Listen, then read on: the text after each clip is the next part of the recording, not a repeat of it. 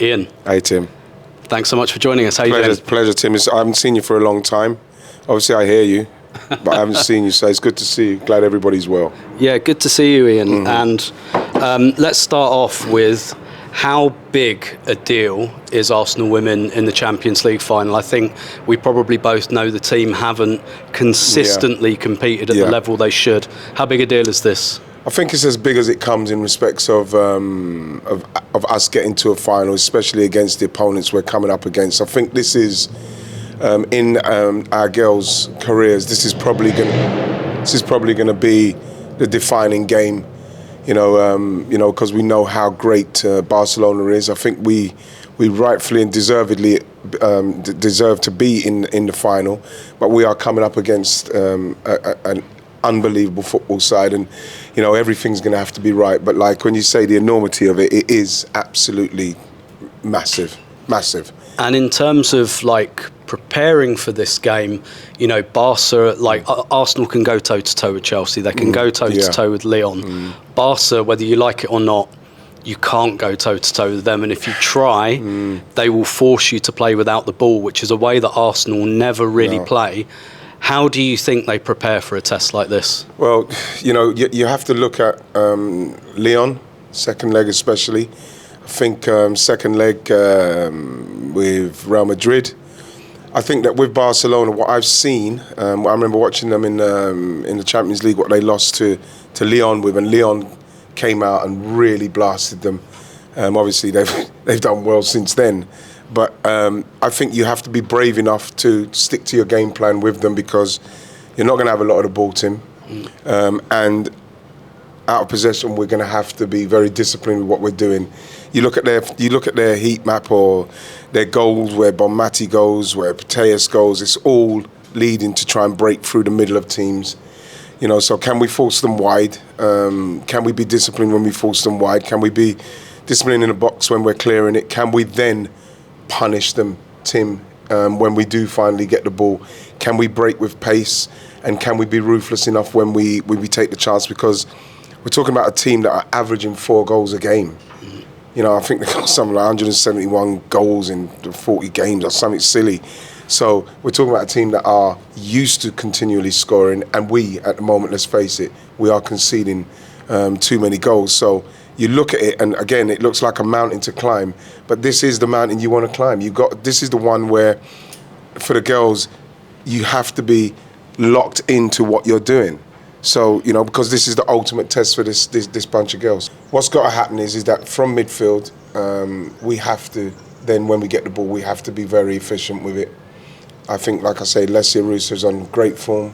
She's going to have to be at her sharpest in respects of taking chances, because if I think there's anybody that we can get to, I probably think it's the goalkeeper. I think you've got to put her under as much pressure as you can. You've got to get shots in on her as often as you can. You've got to try and do something to Barcelona that they're not used to, and that is out of possession, you pressure them, and when you do get possession, you try and get a shot. You try and let them see that you're ready to lay gloves, you're ready to lay hands on them. Because the more you do it and you miss chances, it's only going to give them the encouragement to go and be more ruthless with us. So I'm probably feeling that it will be the 4-2-3. 3-1. 4-2-3-1. 4-2-3-1. Yeah, that's what I think as well. I look at Renee and she reminds me almost of Serena. Sometimes you think about she could do this, she could do this, and then the lineup drops, and it's the lineup. It's the lineup. It's what they do. Just in general, how have you seen Renee's kind of tenure so far? I like the shift in attitude with the girls. They seem to be enjoying it more. Obviously, Mariona's form has been fantastic for us. Leslie's form's been great. I think Chloe coming in and made a difference. I think that what we've seen from her is they felt more comfortable in what they were doing. You could see that we're passing about more. They were enjoying it more. We seem to have a little bit more pattern to what we're doing. Lesia Russo's forms really helped that. There's nothing better than having a forward who is in a focal point where you can reach and she can hold it and you can link and then she can go again, and you've got people going beyond her as well. So that's probably how I see what she's done up to this point. Is the girls seem to be enjoying what they're doing more. It didn't seem like that under Jonas, especially the latter stages. And regardless of what happens in the final, how do you see, you know, you said up to now with Renee, obviously there's a summer coming up, it's going to be her first summer window. What do you see in terms of, or what do you think needs to happen in terms of the next step? Well, I think that we need more pace in our team, especially legs. We need legs in the midfield. I wouldn't be averse to another centre back. We don't know what's going to be happening. I think left back, I think we need cover for as well. Because if we're going to be totally honest, we're going to need top games out of people like Katie McCabe, Leah Williamson's balls, and balls into danger areas like we know she can do, passing through lines, chipping balls into front men. It's going to have to be top quality. I think the same with Kate McCabe. I think if we can get ourselves in a position where we can get fouls and get set pieces, then they're going to be vital in respects of the delivery. Those are the things I think that we've got to work on today, and this is the things I'm hoping that Renee's put into the team, because it's the margins, especially today, in what we've got to do. But in respects of what we've got to do going forward, then I would like to see at some stage Kafaji.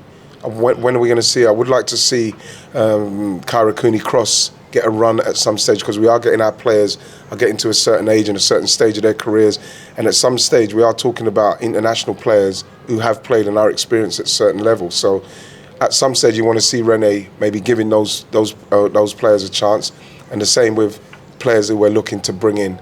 We do need pace in the team. And just finally, in terms of the final, who would you pick as like a key player for Arsenal if the miracle is going to happen? I'm going to probably have to go for Alessia Russo in respect to the chances she may get. In fact, you know what? I'm going to go with anybody who gets a chance. Hopefully Leslie will show them that she only needs half a chance to score. But I think that anybody who gets an opportunity, especially when we break on them, which we won't have a lot of the ball, we do take the chance. I think that's what's most important. I think for us to win the game, obviously I think Daphne's going to have a great game. Daphne Van Domster's going to have a good game.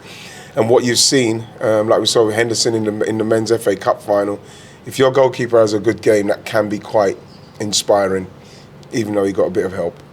But what you do want to see is your goalkeeper have a great game and your centre forward have a great game.